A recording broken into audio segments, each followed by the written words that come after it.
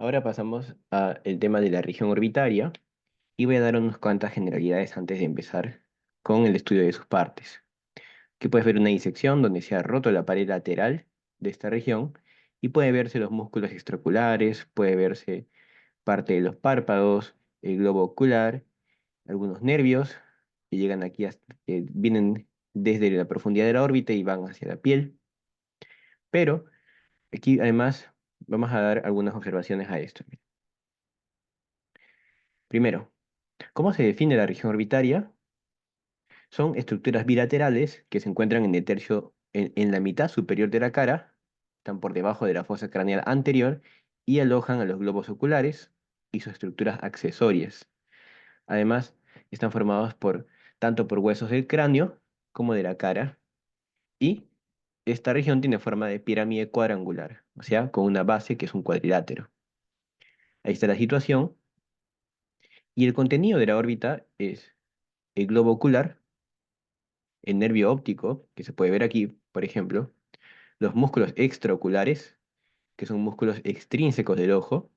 Los extraoculares pueden ser los músculos extrínsecos del ojo, o sea, los que se insertan en el ojo, pero y también por fuera del ojo, y el músculo elevador del párpado superior, que es un músculo extraocular, pero que no es extrínseco.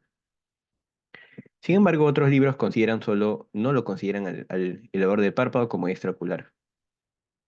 Luego está el aparato lagrimal, que también está en parte dentro de la órbita. Tejido adiposo, que va a rellenar el espacio entre los músculos, fascias y el globo ocular. Fascias, tanto de los músculos como del ojo. Y los temas de esta región son los siguientes. A ver, para poder estudiar esta región, puedes hacerlo de dos formas. Según el libro Gray, Anatomía para Estudiantes, la órbita incluye tanto al ojo como a los músculos extraoculares, así como el aparato lagrimal y los párpados. Pero otros libros no hablan de órbita, sino que hablan de aparato de la visión u órgano de la visión. Entonces, allí incluyen todo lo que tiene que ver con la visión, como las cejas, como el ojo, el aparato del animal, todo. ¿Ya?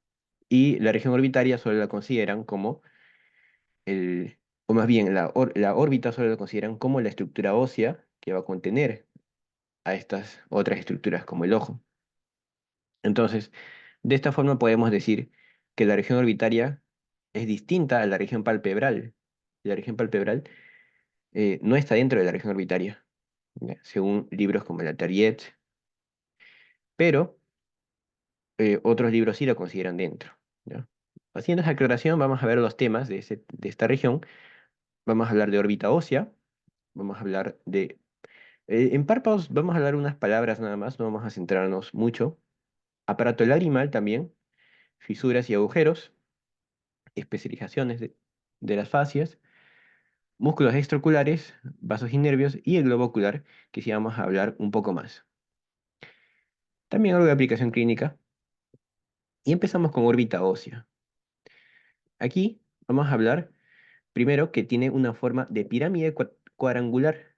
Entonces ves que su base está orientada hacia adelante. Esto es un dibujo del néter y puedes ver que se ha roto el techo de la órbita, la pared superior, y se puede ver desde arriba. Entonces puedes ver su forma de pirámide y su vértice de la órbita está hacia atrás y hacia medial. Fíjate que el vértice en este dibujo coincide con este orificio que se llama el conducto óptico, que también está aquí, en este dibujo. Voy a hacerle zoom y mencionarte lo siguiente. El conducto óptico, que lo ves aquí, mira la manito, es considerado como el vértice de órbita, pero hay otros libros que lo consideran a la parte medial de la fisura orbitaria superior como el vértice de la órbita. Entonces, ¿quién va a determinar cuál de los dos es el vértice? La diapositiva del doctor que haga su clase. Pero ya te doy las dos opciones. ¿Ya? Tú vas a elegir la opción, para tu examen vas a elegir la opción de, en el caso de que dejo un examen de anfiteatro para cabeza, el tema de cabeza, pues la respuesta va a ser lo que aparezca en la diapositiva, ¿no? Pero ya te doy las dos opciones. O el extremo medial de la fisura orbitaria superior que tiene forma de coma, entonces su extremo medial es el vértice, o el conducto óptico. Y ahora hablamos de qué huesos forman la órbita ósea.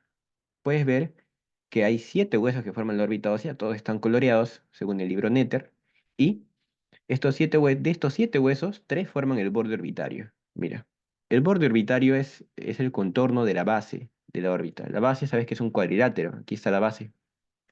El borde es su contorno.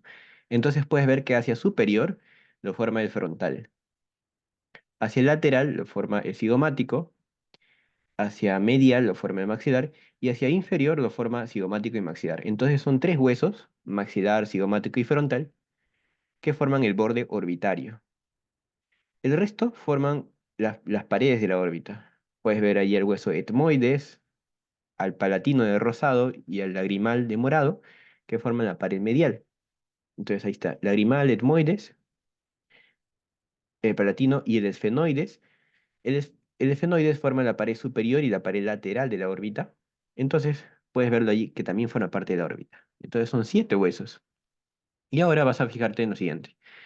En la pared superior, en la parte anterior de la pared superior, o sea, en la parte anterior del techo de la órbita, vas a encontrar en la zona medial la fosita troclear, que es una zona donde se inserta una tróclea de reflexión, una polea de reflexión para el músculo oblicuo superior u oblicuo mayor. Y esa es en la parte medial del techo. En la parte lateral del techo encuentras la fosa lagrimal, donde se ubica la porción orbitaria de la glándula lagrimal. La porción orbitaria. Ahí está. Ahí puedes ver a la fosita troclear y a la fosa lagrimal. La pared medial presenta estos músculos: el maxilar, el lagrimal, el etmoides con la lámina orbitaria del etmoides y el palatino. Estos forman la pared medial de la órbita. Y en esta pared vas a encontrar un surco, que aquí lo ves de un color morado más oscuro. Realmente no está formado solo por hueso lagrimal, por el hueso morado. También está formado por el hueso maxilar. ¿Ya? Este surco se llama surco lagrimal, para que se apoye el saco lagrimal. Además, este surco está limitado por 2 crestas. Adelante está la cresta lagrimal anterior, formada por el maxilar, y atrás la cresta lagrimal posterior, formada por el hueso lagrimal. La pared inferior va a presentar, en su mayor parte, va a estar conformada por el hueso maxilar, el de verde. ¿Ya? En su mayor parte está formada por el maxilar, ¿ya? La pared inferior.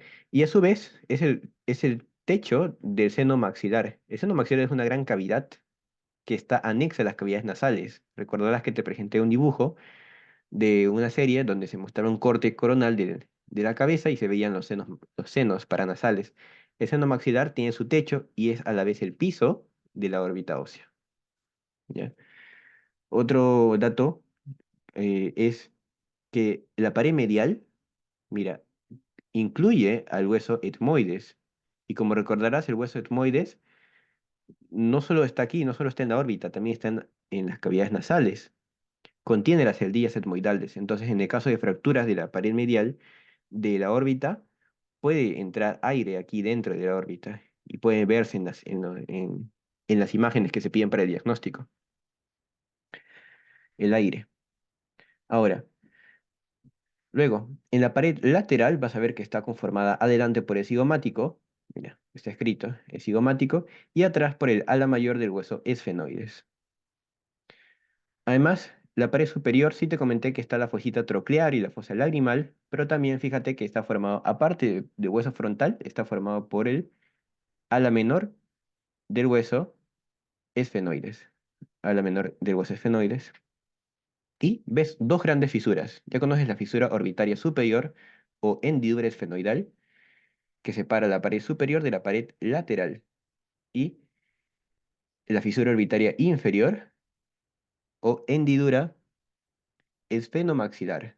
Esfenomaxilar, esta hendidura separa la pared lateral de la inferior. Listo. En el aparato lagrimal hablamos de lo siguiente. Aquí aprovechamos el corte para fijarnos en el párpado. El párpado se puede describir como una estructura con 7 capas, 7 planos. En su constitución hay 7 planos. Puedes ver de adelante hacia atrás está la piel, luego está el tejido subcutáneo, luego está una capa de músculo, que es el músculo orbicular del ojo u orbicular de los párpados. Este músculo orbicular del ojo tiene una parte palpebral, que está a nivel del párpado, y una parte orbitaria, que se inserta más arriba, se inserta en el hueso. Luego, esa es la tercera capa. La cuarta capa es la capa de tejido, tejido conjuntivo. Y aquí está el tarso y el tabique orbitario. La quinta capa vuelve a ser tejido conjuntivo, perdón, tejido celular. Y luego está una capa de músculo liso que no se puede ver aquí. Y por último, la séptima capa, mucosa. La mucosa que está en la capa más profunda del párpado se llama la conjuntiva, conjuntiva palpebral, que luego se va a continuar a nivel del ojo como conjuntiva vulvar, la conjuntiva ocular. Entonces, dicho ya esas palabras acerca del párpado, vamos a hablar del aparato lagrimal. Puedes ver que el aparato lagrimal se encarga de la producción, circulación y drenaje de la secreción lagrimal de la superficie ocular.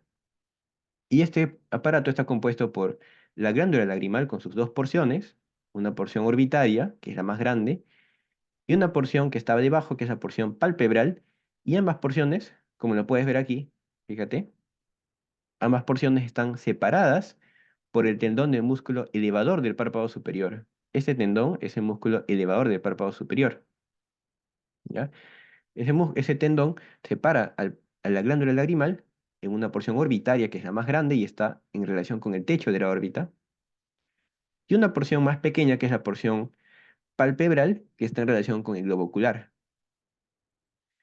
Luego ves también los conductivos lagrimales, que están en la parte, el ángulo interno.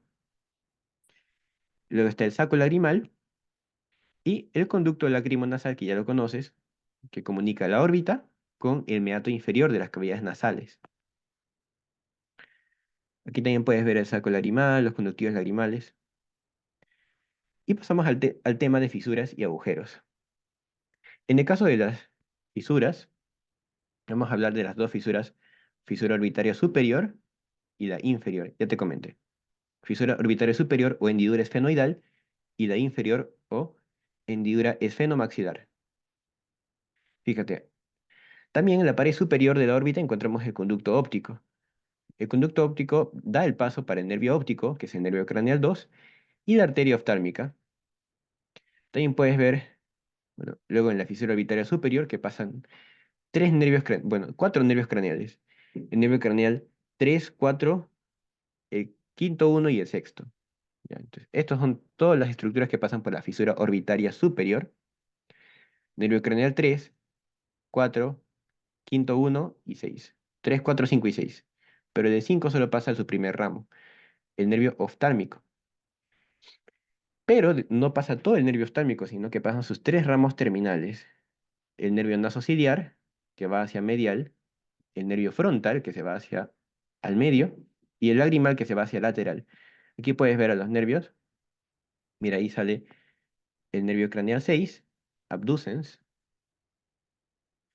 el nasociliar, que se forma de quinto uno, nasociliar, hacia medial,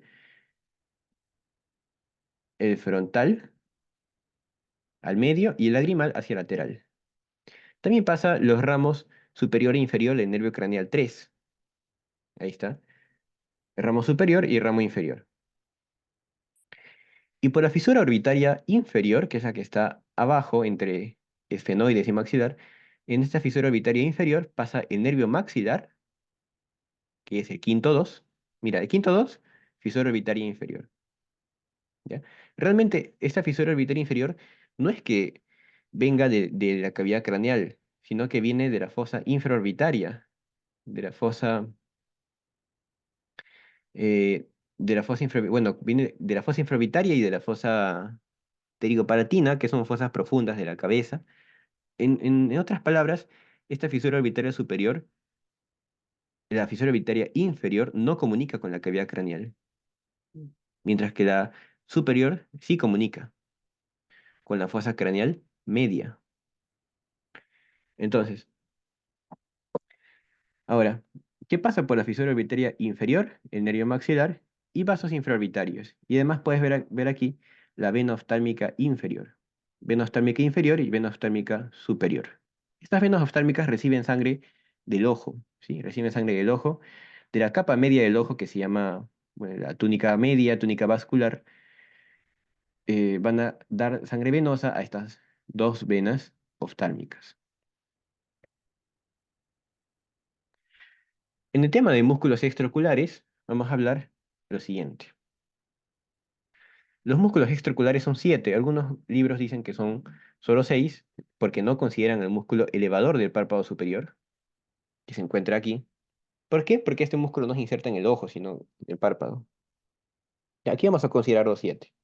¿Ya? Más que aprenderse las inserciones, quiero que te fijes que cada uno tiene una dirección particular. Primero, ¿cuáles son estos músculos? Son cuatro músculos rectos. Aquí puedes ver de nuevo las fisuras, pero con el origen de estos músculos. Mira, recto superior, recto inferior, recto medial y recto lateral. Y dos músculos oblicuos, oblicuo superior. Y el oblicuo inferior, como te puedes dar cuenta, no nace del fondo de la órbita. Todos los músculos nacen del fondo de la órbita. El oblicuo inferior nace de adelante, de la pared medial, o de la parte medial de la pared inferior. ¿Ya? Entonces, los músculos rectos y el oblicuo superior nacen del anillo tendinoso común o anillo de Zinc, que es la inserción común de los músculos rectos. Ahí está la abreviatura. Y fíjate que el recto inferior, perdón, el oblicuo inferior no nace del fondo. Pero hay algo particular, mira. eh, la localización de estos músculos te va a indicar qué función tienen. Fíjate que el músculo oblicuo superior, que viene del fondo de la órbita, se dirige hacia adelante, cerca de la pared medial y al techo también, o sea, y va de atrás hacia adelante, y el nivel de la fosita troclear, que está en el techo de la órbita, gira, se convierte en tendón y gira en su polea, en su tróclea. Y luego se dirige hacia atrás y hacia lateral. Y termina en la parte posterior del ojo. Termina en la parte posterior del ojo. ¿Ya? Termina en la parte posterior del ojo. Entonces, fíjate, a ver, aquí no. Quiero dibujarlos. A ver, pluma. Ya mira, lo voy a dibujar con rojo. Cuando este músculo oblicuo superior se contrae, va a mandar la parte posterior del ojo, la va a mandar, la parte posterior del ojo la va a mandar hacia adelante, porque se contrae de esta forma, ¿ya? Disminuye o sea, se contrae, o sea, las fibras disminuyen su longitud, y entonces la parte posterior del ojo se va hacia adelante. Quiere decir que la pupila, que es el punto negro en el centro del ojo, la pupila se va a dirigir de lo que estaba mirando hacia el frente, se va a dirigir hacia abajo, ¿ya? El recto superior que hace, perdón, el oblicuo superior que hace, estamos hablando de este músculo oblicuo superior, deprime la pupila, o sea, hace desplazamiento inferior de la pupila. Eso hace el músculo oblicuo superior. Pero no solo eso, por el hecho de encontrarse en esa posición, esta posición, al momento de contraerse, esta parte posterior del ojo la va a mandar hacia medial también. Puedes fijarte que está mandando hacia medial. Entonces descomponemos este vector, ¿ya? Este vector que es oblicuo, lo descomponemos, ¿no? Un vector que va hacia medial y uno que va hacia adelante. Entonces, ¿qué pasa con esta parte posterior del ojo? Se va hacia adelante primero, ¿no? Se va hacia adelante. ¿Y qué pasa con la pupila? Se va hacia abajo, como ves aquí, como ya te lo mostré.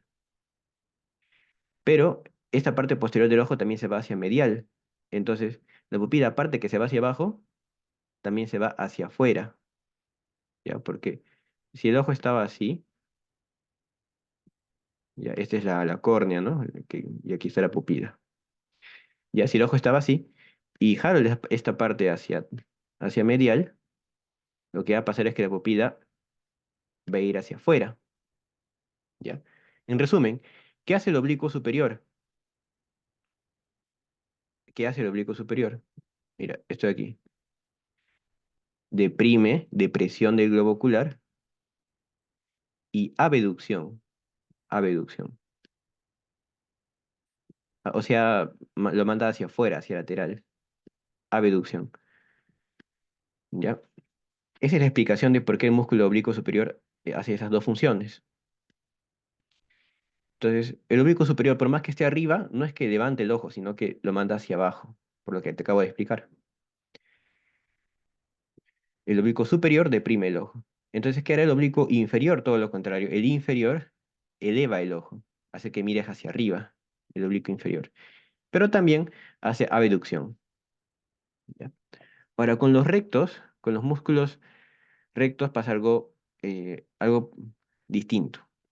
El recto lateral, por su posición, por su localización, solamente hace que la pupila vaya hacia afuera, o sea, hacia abducción. Recto lateral, abducción. Y recto medial, aducción. Nada más. Pero el recto superior y recto inferior hacen algo distinto. Puedes fijarte que estos músculos rectos están bien adelante, están en la parte anterior del ojo, se insertan en la parte anterior. A diferencia de los oblicuos, que se insertan en la parte posterior. Entonces, cuando se contraen los músculos recto superior e inferior, ¿qué van a hacer? Mira, mandan la parte de adelante del ojo, la mandan hacia atrás, la mandan hacia atrás. Entonces, sería así. Mira, la misma dirección que su vientre muscular. Pero no solo mandan hacia atrás, también vamos a descomponer este vector y lo descomponemos así, hacia atrás, pero también hacia medial. Entonces, el recto superior, aparte que va a mandar el ojo hacia la parte superior y anterior del ojo hacia atrás, o sea, va a hacer elevación del ojo, también va a hacer aducción, recto superior. ¿Y qué hace recto inferior? Depresión del ojo y también aducción. ¿Ya? El movimiento de la pupila hacia la línea media se llama aducción. ¿Ya? Con D. Para resumir estas funciones tenemos este esquema. Entonces, en el esquema vamos a hablar de lo siguiente. Tienes ahí a los 6 músculos. El recto medial, fácil, ¿qué hace? Aducción. Este es un ojo derecho. Entonces, este es medial y este es lateral. El recto medial manda la pupila hacia medial, o sea, aducción. El recto lateral, abducción. El recto superior hace elevación y el inferior hace depresión. Pero no solo hacen eso, el recto superior también hace dos movimientos más. ¿Qué hace el oblicuo superior? Deprime. Por más que esté arriba, el oblicuo superior deprime igual que el recto inferior. Y el oblicuo inferior eleva. ¿Ya? El recto superior, mira, ¿qué hace el recto superior? Eleva, aduce el ojo, el globo ocular, eleva, aduce, por lo que ya te expliqué, y hace rotación interna. Rotación interna. ¿A qué se refiere con la rotación interna? Se refiere a que hace la parte superior de la pupila, esa parte superior de la pupila, rota hacia medial, rota, como muestra la flecha. ¿Ya? Recto superior que hace elevación, aducción y rotación interna. El recto inferior hace depresión, también aducción, igual que el recto superior, aducción y rotación externa. O sea, la parte superior de la pupila se va hacia afuera. Rotación externa hacia el recto inferior. El oblicuo inferior eleva, pero abduce, abduce, ¿ya? Y el oblicuo inferior eleva y abduce, y el superior deprime y también abduce, ¿ya? Entonces, mira, los dos oblicuos hacen abducción, ¿ya? Abducción. Los dos oblicuos hacen abducción. Y el recto superior y el inferior hacen aducción. Recto superior e inferior hacen aducción. Listo.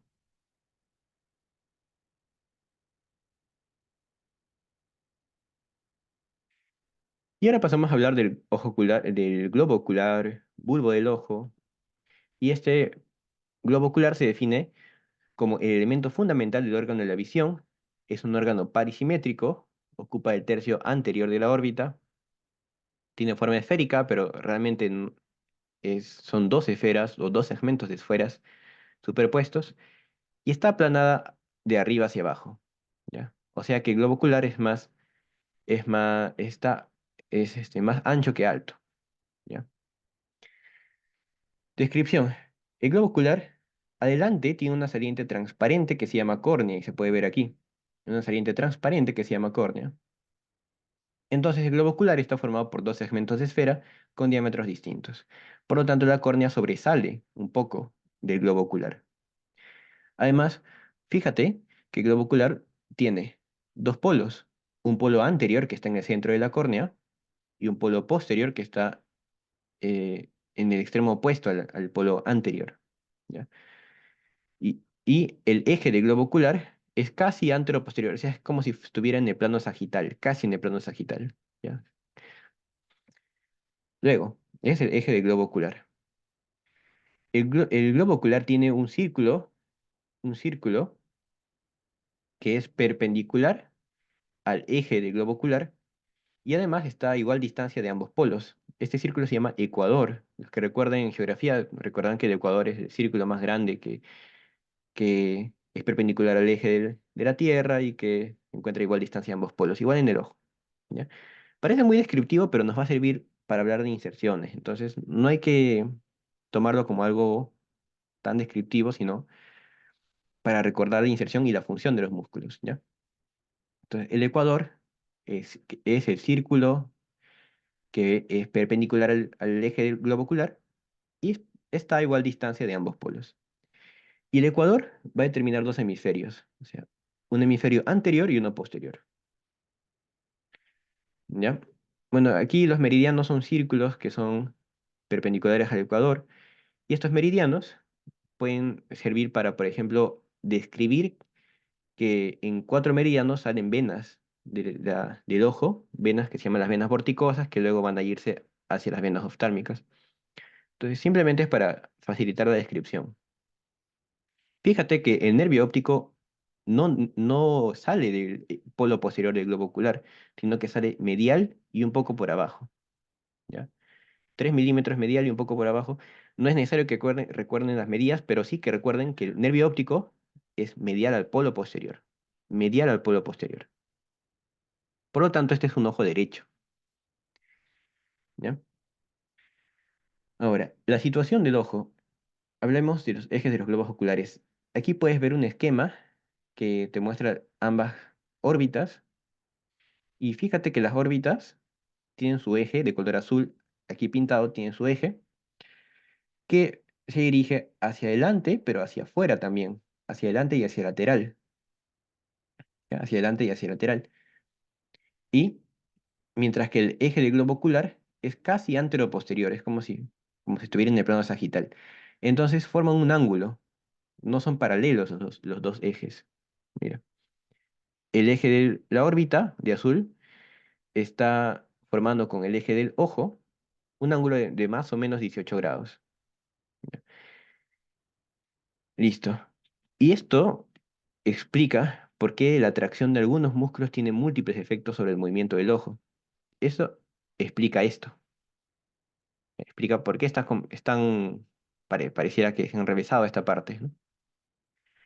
Ahora, en la parte de relaciones con las paredes de la órbita, vamos a hablar lo siguiente. Mira, si trazas una línea que va desde el borde medial hasta el borde lateral de la órbita, vas a ver que esa línea corta el globo ocular.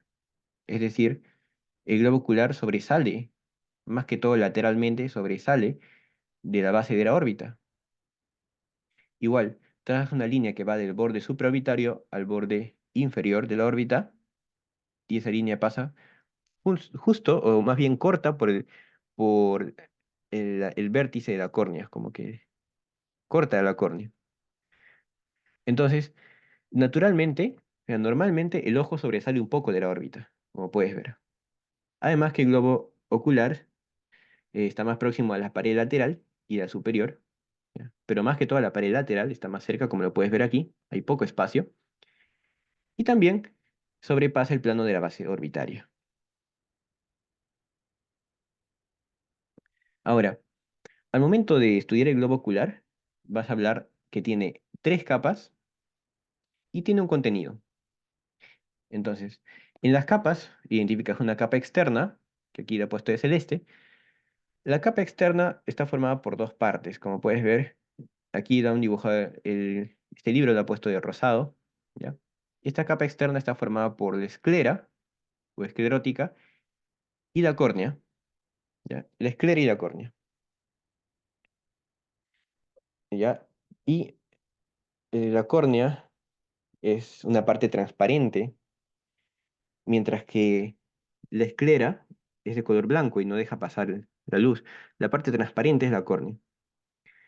La túnica media o la capa media, que es la túnica vascular, uvea, también llamado tracto uveal, está formada por tres partes. La coroides, que es una capa básicamente de vasos sanguíneos y epitelio pigmentado. La coroides, el cuerpo ciliar y el iris. Esos tres forman la capa media. Y la retina está formada por una porción óptica que tiene sus ocho capas, las ocho capas de la retina, que van a verlo seguramente mucho más en la parte de neurofisiología en otro ciclo, pero la porción óptica forma la retina y la porción no visual o no óptica, que es mucho más delgada, solo tiene dos capas epiteliales, nada más. Puedes ver el gran contraste que hay aquí también entre las dos porciones de la retina, la porción visual y la porción no visual, que tiene una porción que cubre el cuerpo ciliar y una porción que cubre el iris, o sea, una porción ciliar y una porción iridiana. Entonces, de esta forma se organizan las tres capas de la retina, perdón, las tres capas del ojo, y luego está el contenido. Dentro del ojo vas a encontrar el cristalino o lente, y las cámaras. La cámara anterior, aquí la ves, la cámara posterior, que está aquí, y la cámara postrema o cámara vítrea, que está detrás del cristalino, ¿ya? Todo esto es la cámara vítrea, que puedes ver que está atravesado por un conducto que en el feto contenía una arteria que iba a irrigar a la lente. En el adulto simplemente es un conducto, un vestigio. Aquí también puedes ver lo mismo. Mira, además, aprovechando este esquema, aquí mencionamos que en la cámara anterior y en la posterior vas a encontrar un tipo de líquido muy similar al agua, que es transparente y límpido, que se llama humor acuoso. Por eso se llama acuoso, porque es muy similar al agua. Y este humor acuoso está en constante renovación, quiere decir que está secretado por una porción del ojo y es reabsorbido por otra estructura. Es secretado por los procesos ciliares que se encuentran aquí. Estos son los procesos ciliares. Aquí también, mira, procesos ciliares. O sea, se secretan en la cámara posterior, van hacia adelante y se reabsorben aquí en la cámara anterior. Cerca del ángulo de la cámara anterior encuentras un conducto con forma de anillo. Aquí está en un corte, por eso parece un circulito nomás, pero es un anillo que se llama el seno venoso de la esclera. El seno venoso escleral o conducto de Schlemm, aquí también se ve, reabsorbe el humor acuoso. Cuando este seno venoso escleral se obstruye, eh, el humor acuoso puede acumularse aquí en la cámara anterior del ojo y provoca una enfermedad conocida como glaucoma, ¿ya? Debido al aumento de la presión intraocular y posterior daño de la retina. O sea, al final va a provocar ceguera. También puedes ver la cámara postrema, ya te mencioné que estaba detrás del cristalino, y esta cámara postrema o cámara vítrea contiene el cuerpo vítreo, ya que es un líquido viscoso que no se renueva. ¿Ya? Este líquido no se renueva, a diferencia del humor acuoso. Ahora, seguimos avanzando. Aquí tenemos la capa media el globo ocular, y esta capa media está formada por dos partes. Una parte posterior, bueno, de hecho están formadas por tres partes que ya te las mencioné aquí, la coroides, el cuerpo ciliar y el iris, pero también puedes agruparlo en dos. Una parte posterior que es la coroides y una parte anterior que está formada tanto por el cuerpo ciliar y por el iris. Entonces, describamos. La coroides es una capa vascular y con células pigmentadas, entonces se va a ver de color negro, oscuro. Mientras que el cuerpo ciliar va a estar formado por el músculo ciliar, que lo ves aquí, que tiene fibras musculares lisas de distintas direcciones, ya sean fibras meridionales, que son la mayoría, y también fibras circulares. Pero el cuerpo ciliar, aparte de músculo, también tiene los procesos ciliares, que no son músculo. En este dibujo del néter no se nota mucho, pero estos procesos ciliares deben tener un montón de agujeritos. Realmente son aglomeraciones de vasos, aglomeraciones vasculares, que están dentro de un, como decir, una trama de tejido conjuntivo, ¿ya? Que va a rodear a los vasos sanguíneos. Es por ese motivo que esta aglomeración de vasos, esta aglomeración vascular, es que va a secretar el humor acuoso. ¿Ya? Sale de los vasos como si fuera el líquido de la sangre, pues sale, ¿no? Y entonces, de esta forma, se conforma el cuerpo ciliar, por el músculo ciliar y por el proceso ciliar. Luego tienes al iris. El iris es una estructura con varias capas y entre estas se encuentra músculo que van a encargarse tanto de aumentar el tamaño de la pupila como disminuirla, para que pase pase más o menos luz. ¿Ya? Entonces, además, puedes fijarte que separando la porción posterior, que es la coroides, la porción posterior de la capa media, de la porción anterior, encontramos una formación que se llama la hora serrata. La hora serrata es una línea circular que divide la capa media en dos partes, una parte anterior y posterior. Esa es una de las dos definiciones de hora serrata. ¿Ya? Se puede ver en otros esquemas como un círculo que está como que festoneado, como si fuera un círculo, pero así. O sea, bueno, imagínense que es un círculo ya, pero el punto es que tiene estos festones. Ahora, ¿quiénes forman esos festones? Ya, en un momento te explico. Pero quiero que recuerdes eso. Entonces, la hora serrata es un círculo que separa la coroides del cuerpo ciliar. Y ahora, aquí está la descripción de la coroides. Bueno, esto es para que lo puedan repasar. La coroides forma el tercio posterior los tres cuartos posteriores de una esfera hueca. No se adhiere a la retina que está internamente. Y está formado por una capa de vasos voluminosos, en especial venas. Las venas se llaman las venas coroideas. ¿Ya? Las venas coroideas. Mira, tú puedes ver aquí en este dibujo del néter, en un corte, azul y rojo. Esos son los vasos coroideos. ¿Ya? Los vasos coroideos van a formar a la coroides. Y las venas coroideas, como puedes ver aquí, esas venas coroideas van a drenar en venas más grandes. Aquí ves una vena más grande que se llama vena vorticosa. ¿Ya? Las venas vorticosas son cuatro venas en el ojo, nada más. Por cada ojo son cuatro venas. Y esas cuatro venas van a drenar en las venas oftálmicas, que ya te comenté por dónde pasan. ¿Ya? Las venas oftálmicas están pasando por las fisuras orbitarias, superior e inferior. Entonces hay dos venas vorticosas superiores y dos venas vorticosas inferiores. ¿Ya? Entonces aquí se va la sangre. ¿Ya? Pero en la coroide se encuentran las venas coroideas, que son venas con forma como de remolino. ¿Ya? Luego está el cuerpo ciliar. El cuerpo ciliar es una formación músculo-vascular y tiene sus dos partes. Una parte anterior, o músculo ciliar, y una parte posterior que se llaman los procesos ciliares. El músculo ciliar es un músculo liso y mira, gracias a que está unido al cristalino por este tejido conjuntivo, por estas fascículos de tejido conjuntivo, es que el músculo ciliar se encarga de aplanar el cristalino o hacer que el cristalino se abombe, o sea, que se vuelva más circular. Entonces, el músculo ciliar se encarga del reflejo de acomodación, acomodación, o sea, como decirlo, acomoda el cristalino para la visión lejana o la visión de cerca, ¿ya? Músculo ciliar, acomodación. También la mayoría de las fibras del músculo ciliar son fibras meridionales, también tienen fibras longitudinales y fibras circulares. Aquí puedes ver un grupo de fibras circulares.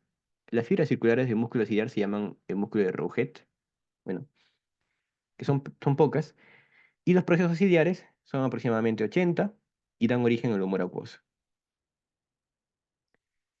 En la capa media también hablamos del iris. Es un órgano muscular, su cara anterior está coloreada y su centro está tabicado o está perforado por la pupila, que es el orificio en el centro del iris. La cara anterior está coloreada según los individuos y además puedes ver que tiene una zona esfinteriana y una zona periférica. Este es un dato importante también para la parte clínica. La pupila es un orificio circular normalmente que tiene un diámetro normal de 2 a 4 milímetros. Quiere decir que cuando sea más pequeño o sea más grande, va a tener un nombre. Entonces, para eso hablamos de la constitución anatómica del iris. El iris va a tener dos músculos. El músculo esfínter de la pupila, que puedes ver que son fibras concéntricas, circulares concéntricas. Y este músculo, al contraerse, va a hacer que disminuya la pupila, ¿ya?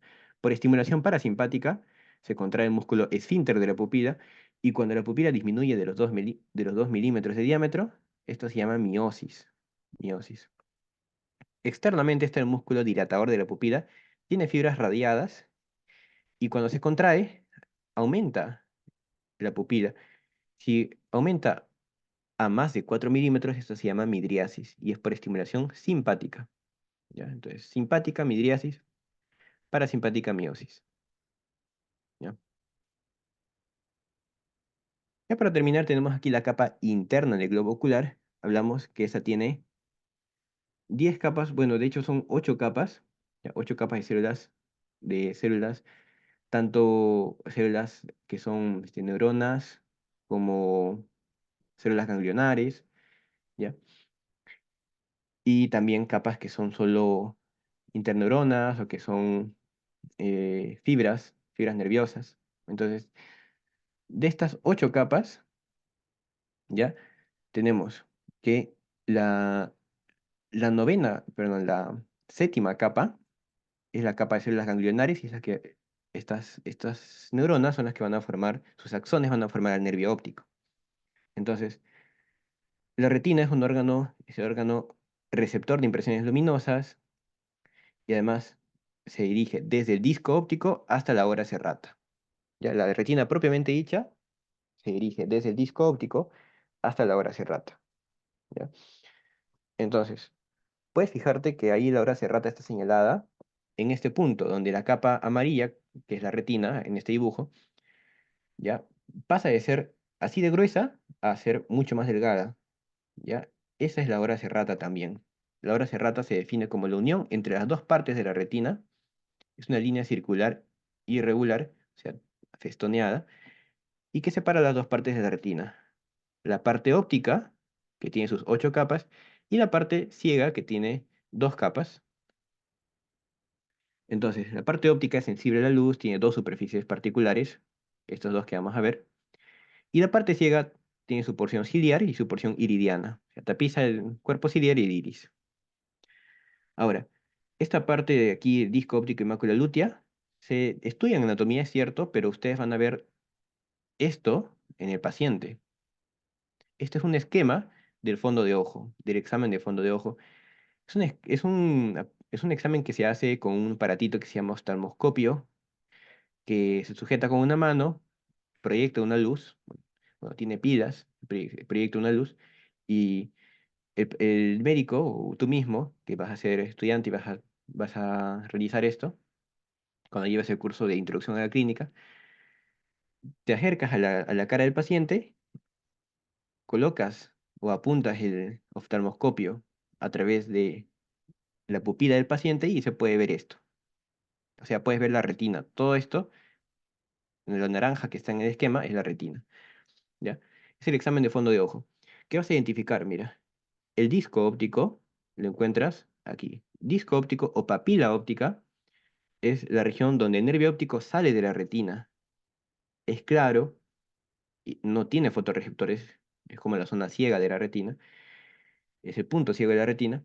Y cosas importantes de este disco óptico es que vas a verlo claro, de un color amarillo rojizo, un color amarillo rojizo, con un contorno bien definido, y a partir de su centro salen vasos, que son vasos, ramas las arterias son ramas de la arteria central de la retina, ¿ya? Ahí están las arterias y las venas que son de mayor calibre. Entonces, como te darás cuenta, este disco óptico o papila óptica no está en la parte central, sino que está más medial. En el centro, mira, aquí pareciera que esto no es el centro, lo que pasa es que el oftalmoscopio aquí está apuntando hacia medial, pero esto es el centro, ¿sí? El centro de la retina, hacia en el polo posterior, vas a encontrar la mácula lútea o la mancha amarilla. La mácula, que es una zona oscura, aquí lo representan con rosado, pero se ve como una zona oscura. Eh, y este es el punto de mayor agudeza visual. Tiene el menor número de bastones, que son fotorreceptores para la visión con poca luz. Es lateral al disco, es pequeño, amarillento y tiene una depresión central que se llama la fóvea central. Aquí está, la fóvea central. Aquí también está. Y por último hablamos de los fotorreceptores. Estos fotorreceptores son los bastones que funcionan en la oscuridad y son insensibles a los colores. Y los conos que funcionan en la luminosidad y son sensibles a los colores. ¿Cuáles son la mayoría de los fotorreceptores? Son los bastones. Y te preguntarás por qué tienen esos nombres. Por su morfología, la morfología de sus células. La morfología celular de estos fotorreceptores es similar a los bastones y similar y con forma de cono, ¿ya? Eso vas a verlo en el curso de fisiología, pero te lo comento, ¿sí? Entonces, ahora terminamos globo ocular y con eso terminamos el tema de regiones de los sentidos, que es un tema regularmente largo.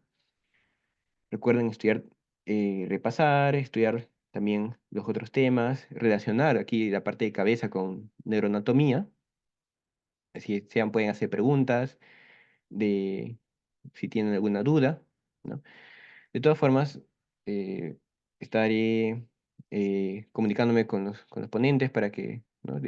Siempre haya como un espacio de hacer preguntas al final de cada clase.